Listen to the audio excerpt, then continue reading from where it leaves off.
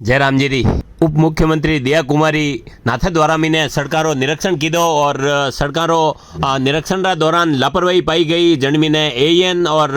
JN ने APO कर दीदा और एक्शन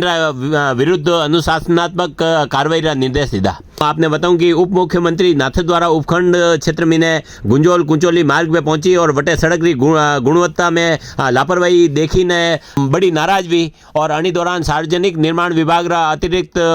मुख्य अभियंता अशोक शर्मा ने स्पष्ट रूप कहो कि संवेदक रा खिलाफ कार्रवाई अमल में लाई जावे और जरूरी वे तो उन्हें ब्लैक लिस्टेड कीधा जावे। उप मुख्यमंत्री राजकीय बालिका उच्च माध्यमिक में कुंचोली में मौका पे उदयपुर एक्शन क्वालिटी कंट्रोल कार्यालय पे क्वालिटी चेकिंग मशीन मंगवाई और सड़क की गुणवत्ता जांची और वना बाद में जो है सार्वजनिक निर्माण विभाग रा कनिष्ठ अभियंता जितेश व्यास, सहायक अभियंता नमित मिश्रा ने एपीओ कर दीदा और साथ में अधिशासी अभियंता भानु प्रकाश माथुर ने 17 सीसी रा नोटिस जारी करवाया।